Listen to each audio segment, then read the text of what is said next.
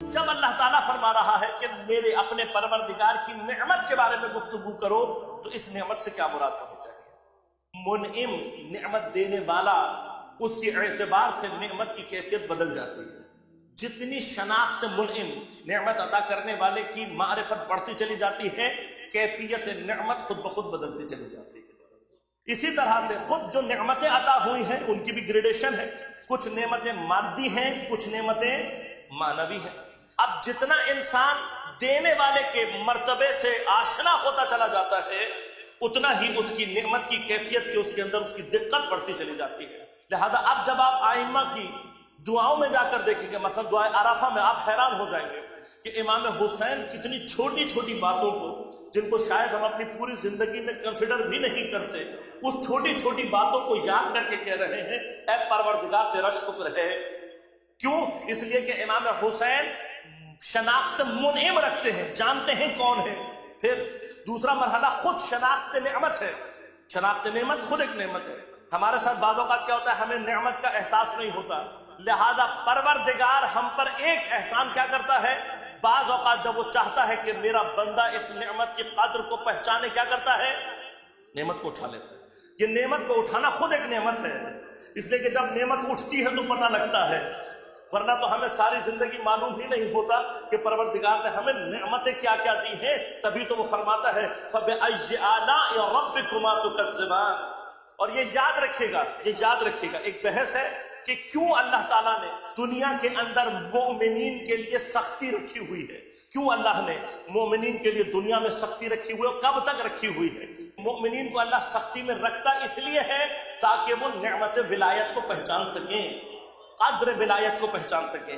امام زمانہ علیہ السلام کی غیبت کے حوالے سے بھی ایک گفتگو ہے، اس پہ بحث ہے کہ غیبت امام آیا نعمت ہے، رحمت ہے یا زحمت ہے یا نقمت ہے، یہ بحث ہے۔ بعض کہتے ہیں کہ خود ایک نعمت ہے، کیوں؟ اس لیے کہ جب تک ہم قدر نعمت کو پہچان نہیں لیں گے تب تک امام کا ظہور، اب یہ ہمارے اوپر ہے، جتنی جلدی ہم نعمت ولایت کو پہچان لیں گے ظہور اتنی جلدی ہو جائے گا۔ اب ہم قرآن سے سوال کرتے ہیں، ہم کہتے ہیں پروردگار تو ہی بتا دے کون سی نعمت تیرے نزدیک امپورٹنٹ ہے۔ امپورٹنس کیسے پتہ لگے گا؟ امپورٹنس ایسے پتہ لگے گا، وہ نعمت امپورٹنٹ ہوگی اللہ کے نزدیک جس کے بارے میں قیامت کے دن وہ ہم سے سوال کرے گا۔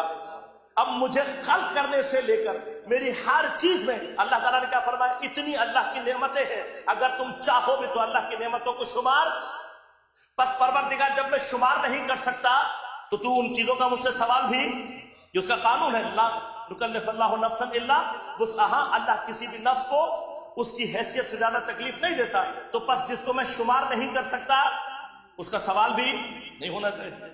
لیکن قرآن کیا کہہ رہا ہے، ثم لتسألن یومئذ عن النعیم، تو تم سے حتماً لتسألن، حتماً تم سے سوال کیا جائے گا عن النعیم، نعمت کے بارے میں۔ اب جیسے ہی یہ آیت آئی اور ہر زمانے کے لوگوں کو سوچنا چاہیے یہ کون سی نعمت ہے جس کے بارے میں اللہ سوال کرے گا، یہی نعمت ہمیں بتا دے گی وہ کون سی نعمت ہے جس کے بارے میں اللہ تعالیٰ کہہ رہا ہے وَأَمَّا بِنِعْمَةِ رَبِّكَ فَحَدِّثْ۔ دیکھیے دو آیتوں کو آپ سامنے رکھیں گے، جواب خود بخود سامنے آ جائے گا، ورنہ نعمت کی بحث میں اگر عقلی طور پر سمجھا جائے ٹائم لگ جائے گا۔ ہم نے قرآن سے شارٹ کٹ لے لیا کہ قرآن میں اما بنعمت ربک فحدث میں کون سی نعمت مراد ہے، وہ والی نعمت ہوگی جس کے بارے میں حتماً سوال کیا جائے گا۔ لتسألن میں تاکید ہے، حتماً تم سے پوچھا جائے گا، یعنی کیا، یہ وہ نعمت ہے کہ جس کے سوال کے بغیر کوئی رد نہیں ہو سکے گا۔ اب آ کر کسی نے امام سے پوچھا، کہا مولا یہ جو نعمت ہے کہ جس کے بارے میں حتماً سوال کیا جائے گا، کیا یہ کھانا پینا کپڑا یہ سب کچھ ہے؟ امام نے فرمایا کہ خدا اس سے زیادہ رؤوف و رحیم ہے کہ اپنے بندوں کی ضروریات کے بارے میں ان سے سوال کرے۔ تو اس نے کہا کہ مولا پھر یہ کون سی نعمت ہے؟ امام نے فرمایا کہ وہ نعمت جس کے بارے میں سوال کیا جائے گا ہم اہل بیت کی ولایت کی نعمت ہے۔ یہ وہ واحد سوال ہے، ہو سکتا ہے اللہ کسی سے کوئی بھی سوال نہ کرے، لیکن یہ جو نعمت ولایت ہے اس کا سوال حتماً کیا جائے گا۔ لہذا نعمت ولایت کے بارے میں حتماً سوال ہوگا۔ بس اب آیت کیا کہہ رہی ہے، آیت کی طرف دوبارہ پڑھیے۔ آیت کہہ رہی ہے وَأَمَّا بِنِعْمَةِ رَبِّكَ فَحَدِّثْ، اپنے پروردگار کی نعمت کے بارے میں گفتگو کرو، بات کرو اپنے پروردگار کی نعمت کے بارے میں۔ کون سی نعمت؟ ولایت. یعنی اللہ تعالیٰ کہہ رہا ہے ولایت کی نعمت کے بارے میں گفتگو کرو، حکم دے رہا ہے پروردگار. پس ولایت کی گفتگو کرنا اللہ چاہتا ہے. حکم دیا، اپنے پیغمبر کو بھی حکم دیا، ائمہ کو بھی حکم دیا، ہمیں بھی حکم دیا. اب سمجھ میں آیا آپ کو یہ فرش عزا کتنی بڑی نعمت ہے جو امام حسین ہمیں عطا کر کے چلے گئے. اپنے فرش عزا کے ذریعے سے انہوں نے نعمت ولایت پر گفتگو کا ایسا سلسلہ جاری کر دیا. مجلسوں میں آتے رہو تحدیث ولایت کی گفتگو ہوتی رہے گی. اللہ کا کرم ہے کہ اس نے ہمیں ان کے در سے وابستہ کرا، ان کے در سے وابستہ. انہی سے وابستگی میں دنیا ہے، انہی کے وابستگی میں آخرت. کائنات انہی کے صدقے میں پیدا ہوئی.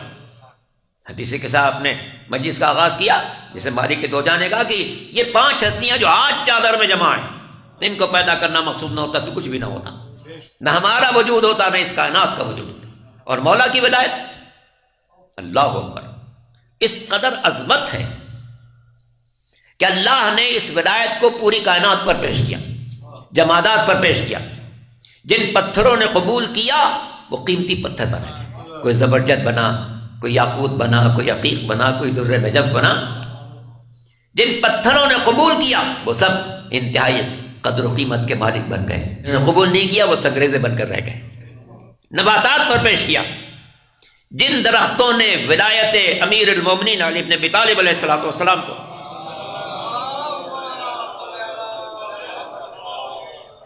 قبول کیا وہ ثمر بار بن گئے، پھلدار بن گئے. جنہوں نے نہیں قبول کیا وہ بغیر پھل کے رہے.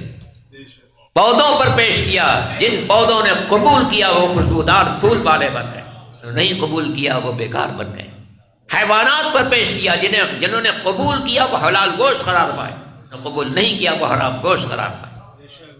جب جانوروں میں یہ نوعیت ہے کہ جس نے قبول کیا وہ حلال گوشت، جس نے قبول نہیں کیا وہ حرام گوشت، تو انسانوں نے اگر قبول نہیں کیا تو ان کی کیا نوعیت ہو؟ ان کی کیا نوعیت ہو؟ اِنَّا عَرَضْنَا الْأَمَانَةَ عَلَى السَّمَاوَاتِ وَالْأَرْضِ فَأَبَيْنَ أَن يَحْمِلْنَهَا وَحَمَلَهَا الْإِنسَانُ إِنَّهُ كَانَ ظَلُومًا جَهُولًا. یہ امانت الہی ہے. ولایت امیر المومنین علی ابن ابی طالب علیہ السلام اللہ کی وہ عظیم امانت جسے اس نے پوری کائنات پر پیش کیا ہے. اسے ایک تحفہ سمجھنا چاہیے اللہ کا کہ اس نے ہمیں بطن مادر میں یہ تحفہ عطا کر دیا. ماں کے شکم سے آئے، دنیا میں آئے تو ماں نے پہلا کام یہی کیا کہ آل محمد کی محبت ہمارے دلوں میں راسخ کر دی. پیغمبر کے ایک ساتھی صحابی جناب سعید ابن جبیر جب کسی بزم سے اٹھتے تھے تو یہ شکر ادا کر کے اٹھتے تھے کہ میں اپنی ماں کا شکر گزار ہوں جس نے علی کی ولایت مجھے دودھ کے ساتھ پلا دی. کون علی؟ امام شافعی کیا کہتے ہیں؟ علی حبہ جنہ قسیم النار والجنہ. علی کی محبت سپر ہے آتش جہنم سے بچانے کے لیے. کون علی؟ قسیم النار والجنہ. جنت و جہنم کی تقسیم کرنے والے علی ہے. ادھر جائے گا وہ ادھر جائے گا. اللہ کا احسان ہے کہ اس نے ہمیں ان کے در سے وابستہ کرا. ہم نے وفات پیغمبر کے بعد نہیں دیکھا حکومت کس کے پاس ہے، جاہ و حشب کس کے پاس ہے، مال و دولت کس کے پاس ہے. ہم نے دیکھا علی کہاں ہے. ہمارا امام مسجد میں ہے تو امام ہے، محراب میں ہے تو ہمارا امام ہے، بازار میں ہے تو ہمارا امام ہے، یہودی کے باغ میں پانی دے رہا تو ہمارا امام. جیسے کہ انتخاب الہی پر غور کرتے ہیں. ثم اورثنا الکتاب الذین اصطفینا من عبادنا. ہم نے اپنی کتاب کا وارث انہیں بنایا جنہیں ہم نے خود منتخب کیا.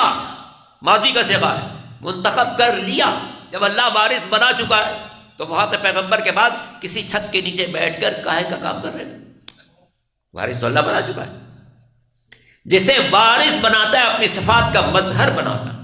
ایسا کامل مظہر کہ ہاتھ اس کے ہیں ید اللہ کہلائے، چہرہ اس کا ہے وجہ اللہ کہلائے، پہلو اس کا ہے جنب اللہ کہلائے، آنکھیں اس کی ہیں عین اللہ کہلائے، زبان اس کی ہے لسان اللہ کہلائے.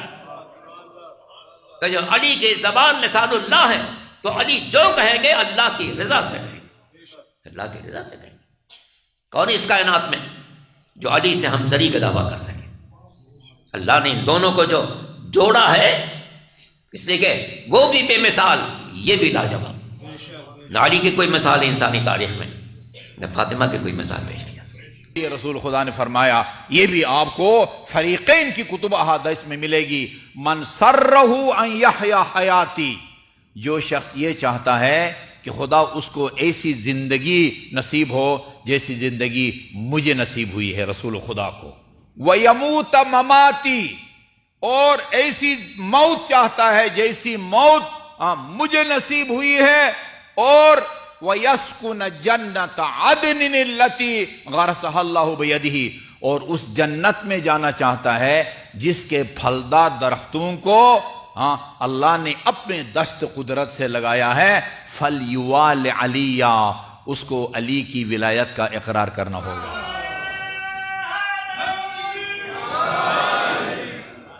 حضرت معراج پر تشریف لے گئے، معراج پر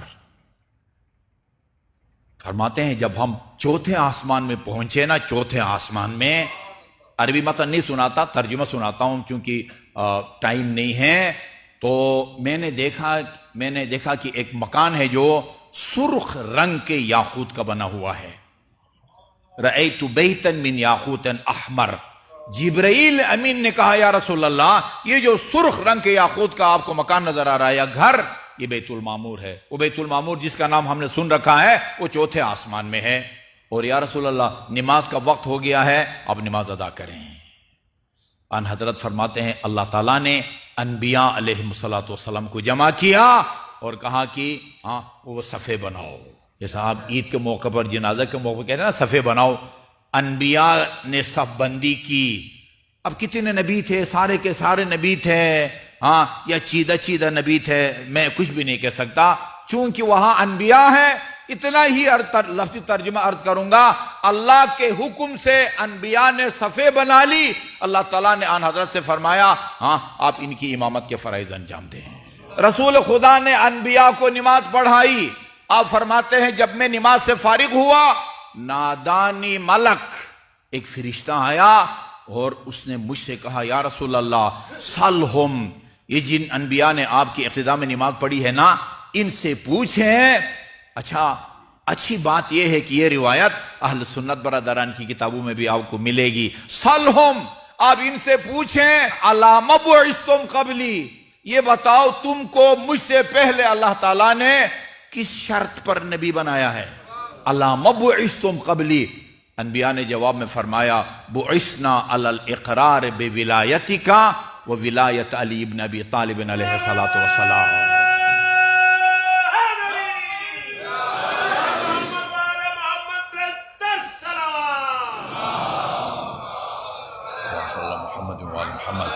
علی کی ولایت کے اقرار کی اہمیت معلوم ہو رہی ہے نا، یعنی علی کی ولایت کے اقرار کے بغیر اللہ تعالیٰ انبیاء کو نبوت نہیں دیتا، تو پھر مسلمان علی کی ولایت کے اقرار کے بغیر وہ جنت میں جانے کا انتظار نہ کرے۔